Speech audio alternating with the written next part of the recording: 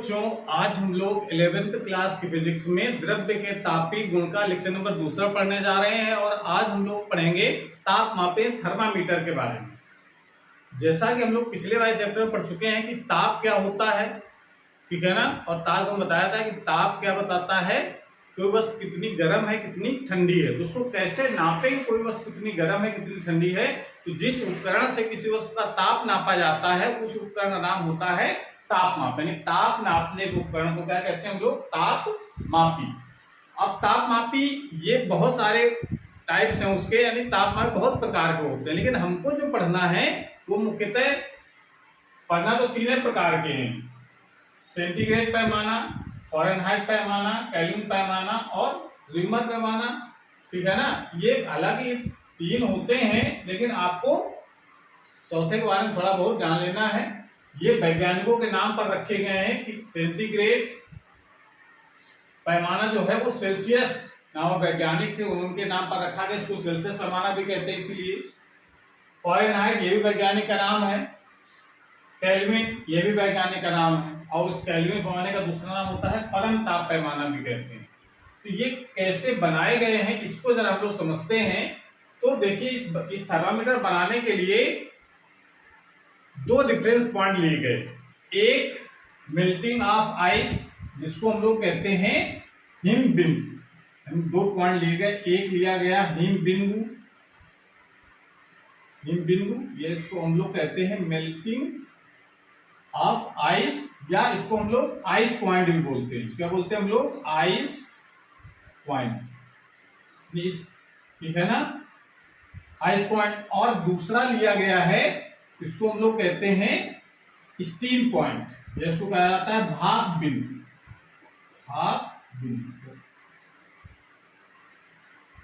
जिसको कहते हैं हम लोग स्टीम पॉइंट।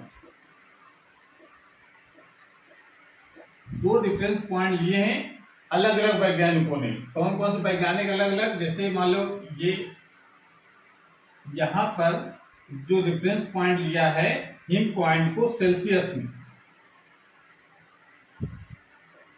सेल्सियस पैमाना जो इन्होंने बनाया है, उन्होंने कहा कि हम जो है इस पैमाने को पहले कहाँ रखेंगे, हम गलती हुई बर्फ पर, और वहां पर देखें कितना, उस पॉइंट को नाम देंगे हम लोग 0 डिग्री सेंटीग्रेड। और जो भाप पॉइंट है, उबलता हुआ जल है, उसमें रखेंगे यानी बॉइलिंग पॉइंट ऑफ वाटर, और उसको लोग भाप बिंदु भी कहते हैं। उसको उन्होंने नंबर दिया है 100 डिग्री सेंटीग्रेड। ये किसने दिया है, सेल्सियस ने। दूसरे वैज्ञानिक उन्होंने कहा कि जो है ये बनाया कैसे गया, क्या और बता दें। इसको बनाने तरीका आप समझो इस तरीके से, कांच की नली में पारा भर दिया, ठीक है ना। और पारा जानते हैं ऊष्मा पाकर के फैलता है, ठीक है ना। ये सभी धातुओं से पाकर के फैलते हैं कि पारा ज्यादा फैलता है। तो जब ज्यादा फैलता है तो उसी को हम लोग यूज करते हैं थर्मामीटर बनाने में। तो पारे को कांच की नली भर करके पहले गलते को बर्फ पर रखा, तो वहां पर देखा कि जहां पर वो पारा रुक गया उस जगह का नाम नंबर दे दिया उन्होंने 0 डिग्री सेंटीग्रेड। और जहां उबलते हुए जल पर रखा उसी को फिर पारा चढ़ा ऊपर, जल कहां पहुंच गया उसको नंबर दे दिया हमने 100 डिग्री सेंटीग्रेड नंबर दिया है। ये रेफरेंस पॉइंट माने हैं उन्होंने, किसने माने हैं, सेल्सियस ने। उन्होंने दूसरे वैज्ञानिक आए फ़ारेनहाइट, उन्होंने कहा कि फ़ारेनहाइट क्या कहने लगे, फ़ारेनहाइट कहते हैं कि हम गलते हुए बर्फ पर रखेंगे तो हम 0 नहीं देंगे, हम कितना देंगे, 32 डिग्री फ़ारेनहाइट, उसका नाम देंगे 32 डिग्री फ़ारेनहाइट। और यहां पर जो हम लोग नाम देंगे, जो स्टीम पॉइंट है जो हमारा, उसको नंबर दे देंगे हम 212 डिग्री फ़ारेनहाइट। ये किसने दिया नाम, ये फ़ारेनहाइट।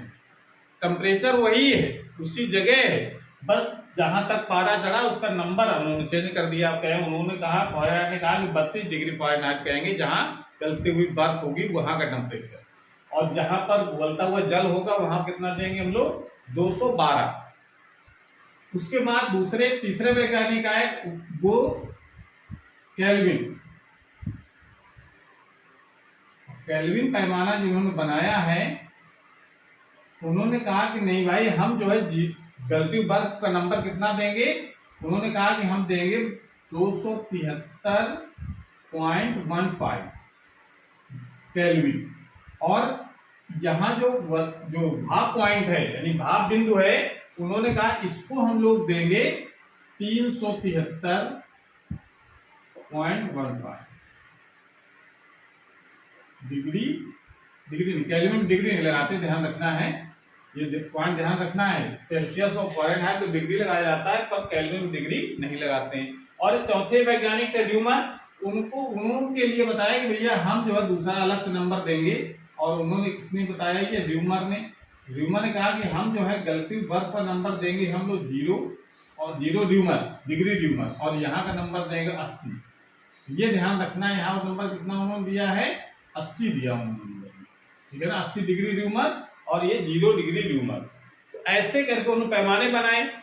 अब ये जैसे अगर ये कहा जाए कि अब जरा 0 डिग्री सेल्सियस अगर है तो फ़ारेनहाइट कितना मान होगा, -32 डिग्री फ़ारेनहाइट, केल्विन कितना होगा 273, र्यूमर कितना होगा केल्विन। अगर ये कहा जाए कि जरा सेल्सियस में अगर हम कहेंगे 10 डिग्री सेंटीग्रेड है तो फ़ारेनहाइट में कितना होगा, उसका मान केल्विन में कितना होगा, उसका मान र्यूमर में कितना होगा, ठीक है ना। या फ़ारेनहाइट बता दिया जाए कि ये बता दिया 250 डिग्री फ़ारेनहाइट है, तो बताओ सेल्सियस में कितना होगा।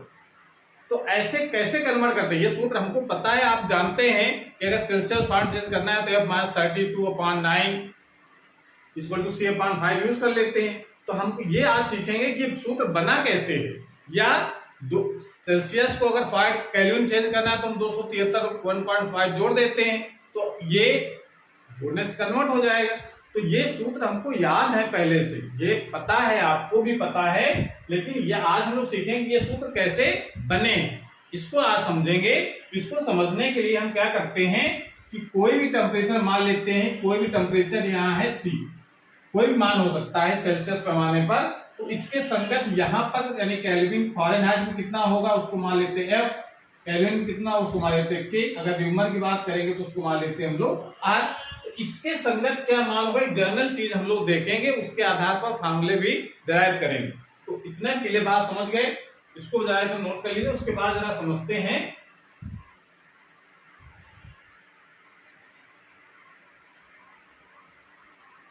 तो इस सूत्र का डेरिवेशन जब करेंगे, कैसे कन्वर्ट करेंगे एक मात्रक से दूसरे मात्रक में ताप को, उसके लिए जरा ग्राफ के माध्यम से इसका फार्मूला पहले समझ लेते हैं। इसके लिए हम लोग ग्राफ एक बनाएंगे, एक्स अक्ष और वाई अक्ष बना लेंगे हम लोग, इस पर रखेंगे हम लोग सेल्सियस पैमाने को और इधर रखेंगे फ़ारेनहाइट पैमाने के टेम्परेचर। अब जरा देखो कि सेल्सियस फ़ारेनहाइट की बात करो, जब 0 डिग्री सेल्सियस है तो फ़ारेनहाइट कितना है 32 डिग्री सेल्सियस, तो सेल्सियस में जब 0 है तो फ़ारेनहाइट में कितना है 32, ये मान लेते हैं 32 डिग्री फ़ारेनहाइट। जब सेल्सियस में 100 है तो इसमें है 212, तो सेल्सियस में मान लेते हैं यहाँ तो 0 है सेल्सियस का, इधर चले तो यहाँ कितना हो गया 100 डिग्री सेल्सियस। इसके संगत फ़ारेनहाइट में कितना मान है, वो कह रहा है 212 है फ़ारेनहाइट। तो इसके संगत कौन सा पॉइंट मिलेगा आपको, इसके संगत ये जो पॉइंट होगा, ये वाला जो पॉइंट होगा, ये पॉइंट होगा 100 डिग्री सेल्सियस के कॉरेस्पॉन्ड कितना नंबर होगा 212 पॉइंट मिल गया। इन दोनों जरा पॉइंटों को मिला देते हैं हम लोग, एक ये ग्राफ बन जाता है C और F के बीच में, ठीक है ना। अब जरा देखो, इसका नाम लिख लेते हैं हम लोग P और Q, ये ग्राफ हमको प्राप्त हो गया एक C और F के बीच में। अब जरा इसमें कोई बीच में इस ग्राफ में कोई पॉइंट ले लो, एक ये पॉइंट। अब इस पॉइंट के कॉरेस्पॉन्डिंग सेल्सियस में कितना मान है वो मान लेते हैं C, और उसके कॉरेस्पॉन्डिंग यानी उसके संगत F फ़ारेनहाइट कितना मान है F मान लेते हैं, ठीक है ना। और अब इसका इसके निशान क्या लिखे जाएंगे C, F, निशान बात करेंगे C, F होगा। ये जरा इसको और आगे मिला लेते हैं सीधे इसके समांतर, एक्स अक्ष के समांतर, ये एक्स अक्ष और ये वाई अक्ष। अब जरा देखो इसका, इसमें का नाम लिख लेते पी क्यू आर, इसका नाम लिख लेते हैं, इसको लिख लेते हैं एस, और एस और टी, ठीक है। अब जरा देखो ये इसके ये जो त्रिभुज बना हुआ है, तो दो त्रिभुज, कौन से त्रिभुज की बात करेंगे हम लोग, पी पी क्यू तथा त्रिभुज पी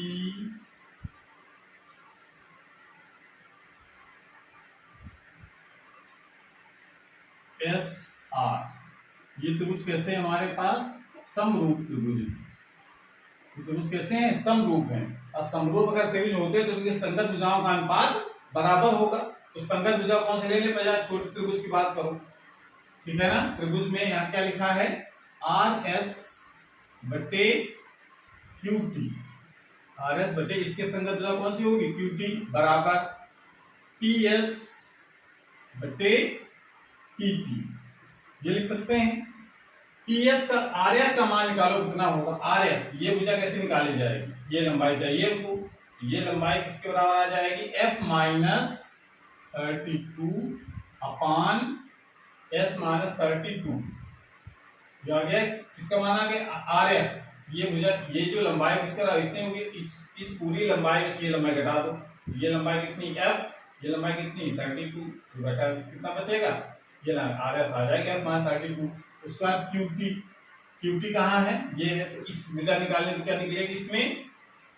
212 माइनस 32 बराबर पी एस। पी एस मतलब पी एस ये भुजा कैसे निकलेगी? यहां से सी माइनस 0 बटे सी में 0 घटाओ तो एक लंबाई आएगी पी एस, और ये आ जाएगा पी टी। पी टी कैसे निकलेगा? 100 माइनस 0।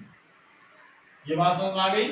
इसको हम लोग सॉल्व करके निकाल सकते हैं एफ माइनस 32 अपान, और इसको घटाओगे तो यहाँ 0 बचेगा, यहाँ बचेंगे 8, यहाँ बचेगा 180 बचा, इक्वल टू सी अपान 100 बचेगा।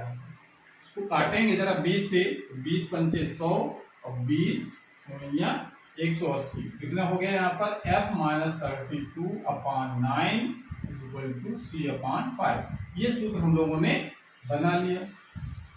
ऐसे ये सूत्र याद है, हम लोग छोटी क्लासों में सीधे याद कराया जाता है। Minus 32 upon 9 equal to C upon 5 बना कैसे? इस तरीके से इसको प्रूव कर सकते हैं। लेकिन इस प्रूफ में एक और निष्कर्ष बहुत महत्वपूर्ण निकला है, जरा उसको याद रखना है। और निष्कर्ष निकला है, ये जो पॉइंट निकला इसको जरा आपको दिमाग में रखना है। यहाँ पर क्या क्या लिखा है हमने? फ़ारेनहाइट पैमाने का मान कितना है?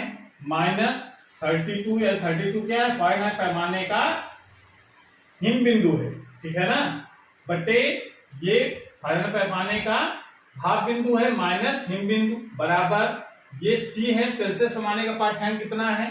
माइनस हिम बिंदु बटे भाप बिंदु माइनस हिम बिंदु। ये जो पॉइंट आया है वो सभी के लिए कांस्टेंट भाई। ये जो पॉइंट लिखा गया मतलब इसको क्या लिखा हम लोगों ने? देखो याद रखिएगा, एफ मतलब एफ क्रियोनिक एफ हो, कोई भी पैमाना, ये कॉमन से आपको बात रखना है। ये तो दो की हमने बताया है, बाकी अब निष्कर्ष क्या निकला वो जरा याद रखना है। एफ मतलब चाहे एफ हो, चाहे के हो, चाहे आर हो, कुछ भी हो, तो यहाँ मतलब पैमाने का पाठ्यांक। इस महत्वपूर्ण चीज क्या निकल करके आई? पैमाने का पाठ्यांक। जो भी पैमाना है, चाहे फ़ारेनहाइट पैमाना हो, चाहे केल्विन हो, चाहे सेल्सियस, कुछ भी, पैमाने का पाठ्यांक माइनस हिम बिंदु बटे भाप बिंदु माइनस हिम बिंदु।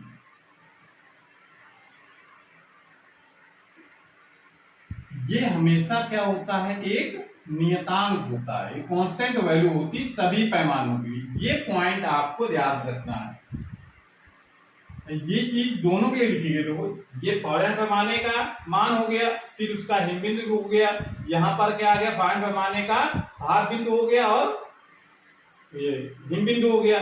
और फिर यही चीज यहाँ पर भी लिखी, ये सेल्सियस पैमाने का मान हो गया, नहीं पानी का पाठ्यांक हो गया, फिर यहाँ हिम बिंदु हो गया सेल्सियस का, ये भाप बिंदु हो गया, ये हिम बिंदु हो गया। तो सेम देखो दोनों पैमाने बराबर वैल्यू लिखी है। इसी प्रकार से ये सभी के लिए, जो नहीं सेल्सियस फ़ारेनहाइट के लागू होता है, सब पैमानों के लिए ये बात लागू होती है।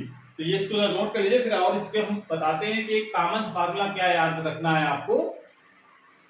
नोट कर लिया इसको।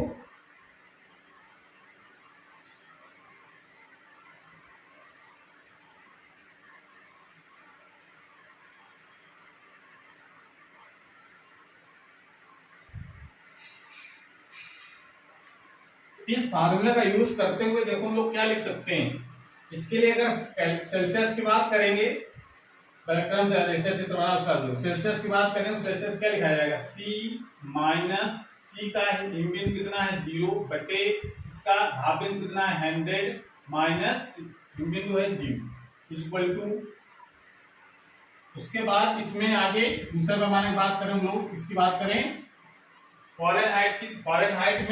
फॉरेनहाइट में उसकी रीडिंग कितनी थी मान लें एफ माइनस इसका हिम बिंदु कितना है 32 बटे भाप बिंदु कितना है 212 माइनस 32 इक्वल टू।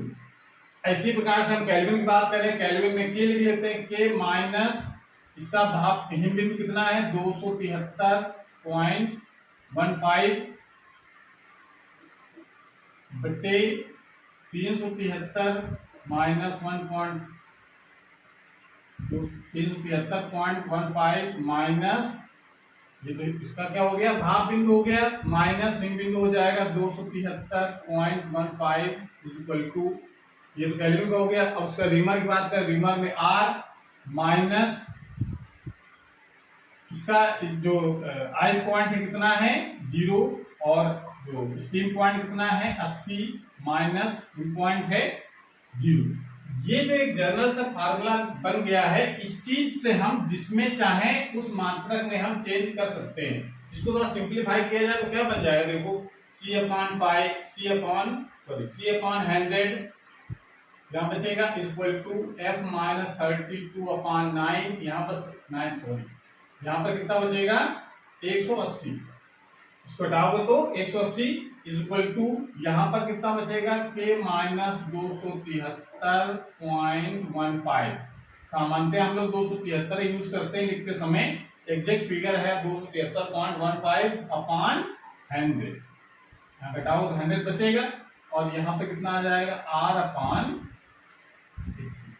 या और सिंप्लीफाई कर लो इसको तो कितना बच जाएगा, इसको पूरे से 20 से डिवाइड कर दो तो सुन सकते हैं C upon 5 equal to F minus 32/9 20 से भाग देने पर तो यहाँ कितना आ जाएगा K minus 273.15 upon 5 equal to इसको लिख सकते हैं हम लोग R अपॉन 280।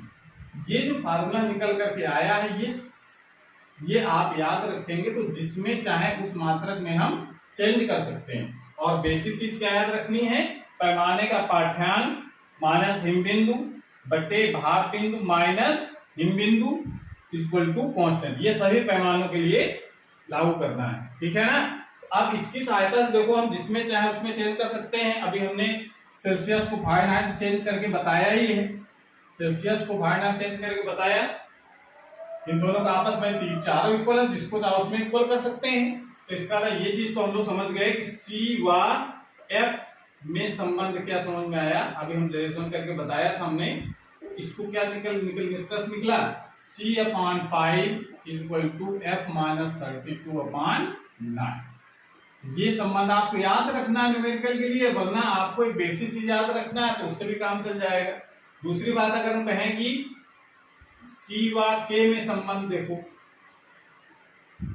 संबंध तो इसके अगर संबंध अगर देखना चाहते हैं तो क्या करें हम लोग C अपॉन 5 इक्वल टू इसको जरा इक्वल कर दो K माइनस 273.15 अपॉन 5 से 5 मर गया, क्या बचा यहां बच गया हमारे पास C equal to K minus 273.15 या K इक्वल टू लिख सकते हैं, इसको जब पचानता कर ले आओ तो क्या हो जाएगा K equal to C plus 273.15। तो अगर हमको केल्विन को सेल्सियस में चेंज करना है, केल्विन को सेल्सियस में चेंज करना है 273 घटाएंगे और सेल्सियस को केल्विन चेंज करना है तो 273 जोड़ देंगे, ठीक है ना। तो ध्यान रखना है केल्विन अगर दे रखा है कायदा सेल्सियस में बताओ तो 273 क्या करेंगे घटाएंगे, और अगर सेल्सियस दे रखा है और कहा जाए केल्विन बताओ उसका मान कितना होगा 273.15 उसमें जोड़ देंगे।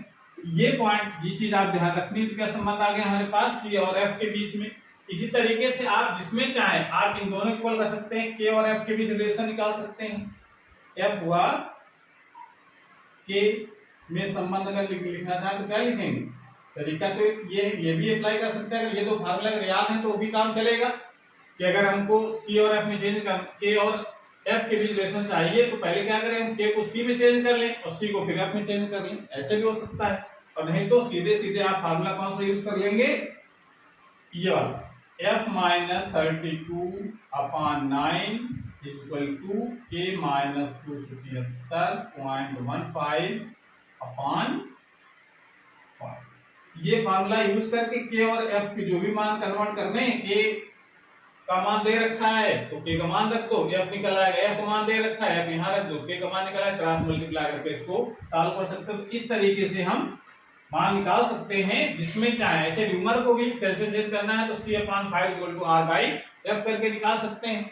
तो ऐसे जैसे चाहे वैसे आप इसके मान को कन्वर्ट कर सकते हैं। तो इस तरीके से हम एक पैमाने से दूसरे पैमाने में उसके मान को चेंज किया जा सकता है, ठीक है ना।